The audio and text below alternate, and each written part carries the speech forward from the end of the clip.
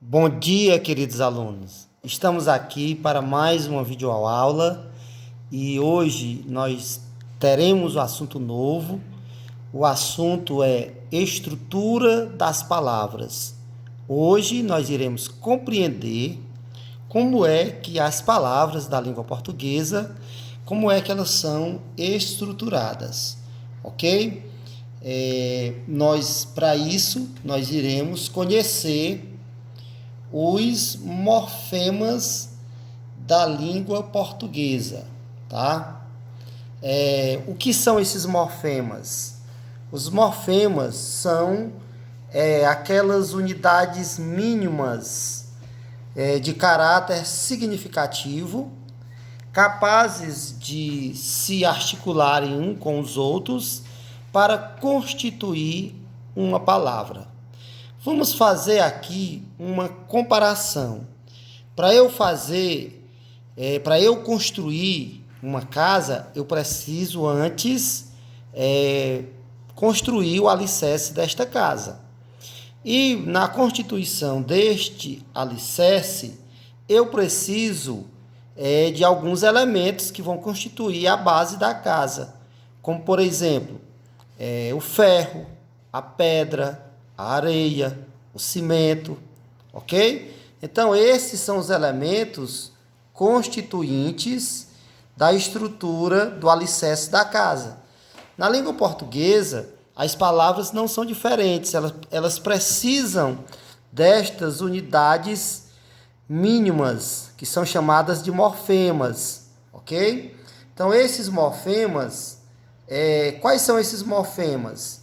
Nós vamos ver aqui que repare aqui algumas dessas unidades mórficas. Na palavra noiva, noive é um dos elementos que constitui a palavra noiva. O a é um outro elemento mórfico que constitui a palavra noiva. E assim por diante. Então, cada pedacinho desse aqui é um elemento constituinte da palavra, que nós veremos aqui agora, ok? Nós iremos conhecer todos os elementos mórficos que constituem as palavras da língua portuguesa. Bom, isso que nós chamamos de estrutura das palavras é justamente a união, a composição, a reunião destes elementos formadores que são chamados de elementos mórficos ou morfemas, tá? Tanto faz eu chamar morfemas como elementos mórficos, como elementos formadores, tá? E quais são esses elementos formadores? Nós teremos aí o radical, tá? Nós teremos também a desinência, os afixos, a vogal temática, o tema, tá? E ainda teremos a vogal e a consoante de ligação, que nós veremos mais na frente. Mas começando aqui pelo radical. O que é o radical? O radical é o principal elemento da palavra. Ele é a base, tá? É a base do significado da palavra. Na palavra noivado, nós vamos ter como radical a palavra, essa parte aqui, ó, noive, tá? Esse pedacinho aqui é o radical. O radical, pelo seu próprio nome, é aquele que não muda. Ele vai estar presente em todas as palavras. Se você quiser escrever, e a partir dele você pode escrever outras palavras, você pode originar outras palavras, como noivinho, né? Noiva, e assim por diante. Na palavra risonha, nós vamos ter como radical, o radical ris, tá? E que eu posso formar a partir dele também outras palavras, como risada, né? Na palavra trabalhar, eu tenho como radical o radical trabalhe, ok? Que eu posso, através dele, formar outras palavras, como trabalhador, trabalhadora e assim por diante. Quando uma palavra possui os mesmos radicais, ok? Essa palavra, ela recebe um nome especial. Ela recebe o nome de palavras cognatas. Cognatas, cog significa mesma, natas significa família, ou seja, são palavras que possuem a mesma família, ou seja, que apresentam o mesmo radical, ok? Como, por exemplo, nós temos aí, nós temos a palavra olho, olhado, olheiro e caolho. Observem que essa parte aqui, ó, que é que nós vamos chamar de radical, ela permanece a mesma. A ela se agregam outros elementos, como o K, nós estamos vendo aqui, ok? Como também o O. Aqui na palavra olheiro, eu tenho o radical mais o sufixo eiro, tá? Já já a gente vê o que é. Então, assim, essas palavras aqui todas são chamadas de cognatas porque apresentam o mesmo radical.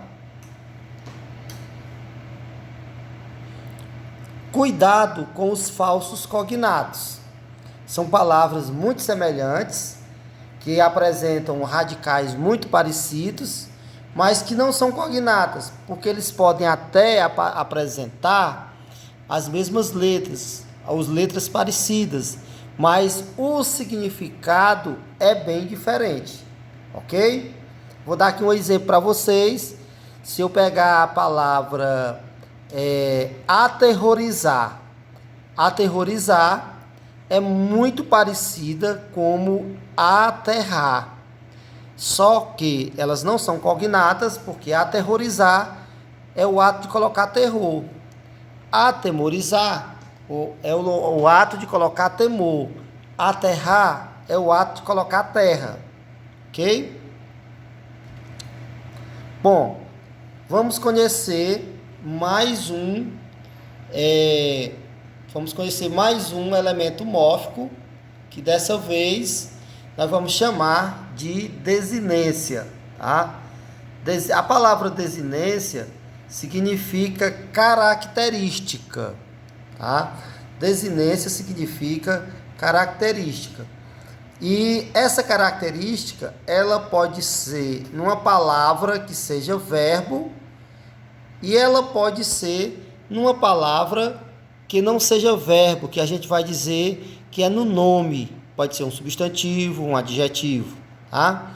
E o que significa a desinência? Vamos ver aí. Desinência é o elemento que se acrescenta ao radical para indicar uma flexão. O que significa essa flexão? Essa flexão pode ser de gênero, pode ser de número, pode, se a palavra for substantivo. Se a palavra for verbo, essa flexão pode indicar tempo, modo, número e pessoa. Aí nós vamos separar, vamos por parte. A desinência pode ser nominal quando ela vem numa palavra que não é verbo, logicamente pode ser um substantivo, um adjetivo, e ela vai indicar gênero masculino e feminino e número singular ou plural. Mas essa desinência ela também pode ser verbal, tá? Quando ela indicar modo, indicativo, subjuntivo ou imperativo, tempo, presente, passado ou futuro, tá certo? Pode indicar pessoa, primeira, segunda ou terceira pessoa, e pode indicar número singular ou plural, ok? Vamos aqui exemplificar. Na palavra casas, nós temos o radical cas, nós vamos ter o a como desinência nominal de gênero, porque ela indica feminino. Observem que se eu colocar, se eu retirar aqui esse A e substituir por uma outra letra, se eu colocar aqui um O, vai virar casos. Então já muda o gênero, ok? E aqui o S, ele está indicando um número, um plural. Observe que a retirada desse S vai implicar em singular, ou seja, deixa de ser plural e passa a ser singular, ok?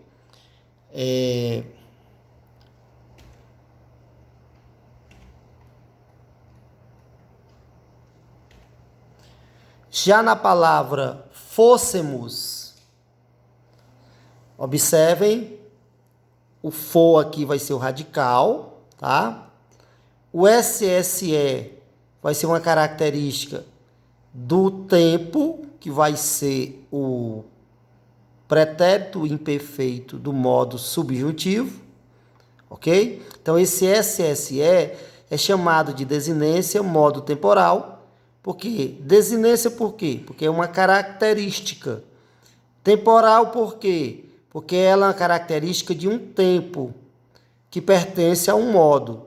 Se você pegar qualquer forma verbal e conjugar no pretérito imperfeito do modo subjuntivo, vai ter como característica a presença do SSE, que pode vir após a vogal temática. Vamos pegar aqui o verbo amar. Se eu amasse, se tu amasses, se ele amasse. Se nós amássemos, se vós amasseis, se eles amassem. Então, o SSE vai estar presente, como também está presente aqui no verbo ir. Se eu fosse, se tu fosse, se ele fosse. Se nós fôssemos, se vós fosseis, se eles fossem. Ok? Bom, vamos conhecer agora mais dois exemplos de elementos mórficos, que são os afixos. Por que que eles recebem esse nome de afixos? Os afixos recebem esse nome pela própria importância deles, ou desempenho deles. Observem que a palavra a, só um minuto, a palavra a significa não, fixo significa parado. Então, os afixos, eles não ficam parados, ou seja, eles são móveis, tá? Eles são móveis, ou seja, eles podem ser colocados e podem ser retirados, ok? Então, assim, quando o afixo aparece antes do radical, ele vai receber um nome específico, ok? Por exemplo, antes significa, a palavra pré significa antes, ou seja, quando ele é colocado antes do fixo, tá? Prefixo, pré significa antes, aquilo que é colocado antes do fixo. Como, por exemplo, aqui na palavra respingo, o res é prefixo, porque foi colocado antes do radical pingo. Na palavra felizmente, desculpem, aqui já é um exemplo de sufixo, tá? O sufixo é aquele que é colocado depois. Na palavra felizmente, mente, tá? Vem depois do radical feliz. Só mais um exemplo aqui, na palavra sobreviver, sobre é prefixo, que vem colocado antes do radical viver.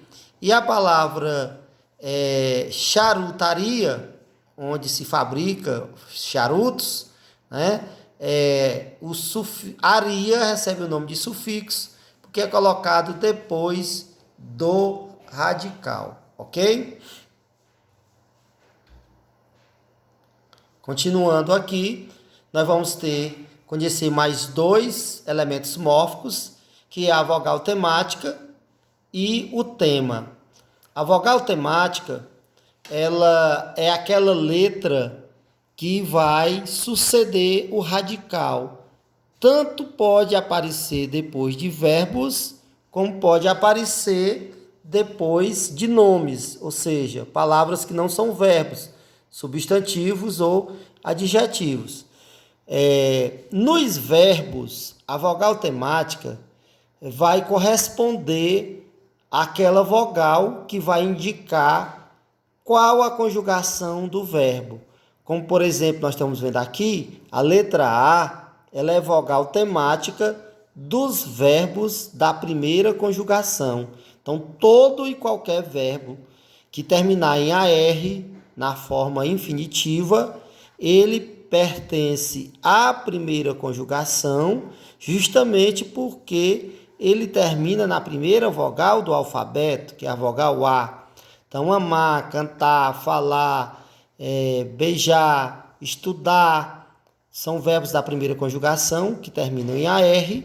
Logicamente, vai ter como vogal temática a letra A. Da mesma forma, os verbos que terminam em ER vão ter como vogal temática a letra E. Correr, conhecer, saber, fazer, ok? E, da mesma forma, o I será a vogal temática dos verbos da terceira conjugação, porque o I é a terceira vogal do alfabeto, ok? Quando a palavra apresentar vogal temática, ela se juntará ao radical e formará o tema, que é o radical acrescido da vogal temática, ok? Isto é, quando isso acontece, a palavra está pronta para receber as desinências verbais, ok? Bom, e aí eu quero que vocês tomem cuidado com o seguinte: nunca o A vai ser vogal temática de um verbo da segunda ou da terceira conjugação. Também nunca o E vai ser vogal temática dos verbos da primeira ou da terceira conjugação. Aqui existe fidelidade. O A só será a vogal temática dos verbos da primeira. Da mesma forma, o E só é vogal temática dos verbos da segunda, como o I só será a vogal temática dos verbos da terceira conjugação. Ok? Um exemplo aqui de tema, na palavra bebe, eu tenho bebe, que é o radical, que se junta com a vogal temática, formando o tema bebe, ok? E aí teremos mais dois elementos, ok? Que é a vogal e a consoante de ligação, ok? Em que consiste a vogal e a consoante de ligação? Bom, a vogal ou a consoante de ligação é aquela cuja função unicamente ligar dois outros morfemas. Trata-se de elementos sem significação própria que apenas facilitam a pronúncia de determinadas palavras. Como, por exemplo, você fez um chá, tá? E precisa colocar esse chá em algum recipiente. Como é que se chama o recipiente onde nós colocamos o chá? Todos nós sabemos que é em uma chaleira. Para compor a palavra chaleira, eu vou precisar do radical chá e do sufixo eira. Mas observe que como ficava esquisito se a palavra fosse chaeira. Tá? Então aqui foi necessário um L, que a gente chama de, no caso do L, vai ser uma consoante de ligação, ligando o radical ao sufixo, ok? Na palavra gasômetro, observem aqui, o que é o gasômetro? É um medidor de gás. Aí já pensou, se eu não tivesse o O, eu ia chamar essa palavra de gás metro. tá? Então, o O aqui, que une o radical gás, mais aqui o sufixo metro, tá? No caso aqui é uma outra palavra, um outro radical, aqui ele está unindo dois radicais, tá? Não é sufixo, são dois radicais. Esse O, no caso aqui, é uma vogal de ligação. E na palavra cafeteira, a cafeteira é aquele recipiente onde eu faço o café. Então, para unir o radical café ao sufixo eira, foi necessário a consoante de ligação T, ok? Bom, e aqui nós temos as referências bibliográficas, de onde nós retiramos o conteúdo, tá? Autores Celso Cunha, Luiz Antônio Sacconi e Cipro Neto, mais conhecido como Pasquale. São doutores da língua portuguesa. Bom, eu vou estar agora online com vocês para a gente ampliar os nossos conhecimentos. Espero que vocês tenham anotado as dúvidas e a gente vai, a partir de agora, dialogar mais sobre esses elementos mórficos, tá? Pois tá, até a nossa próxima aula. Foi um prazer estar com vocês. Obrigado.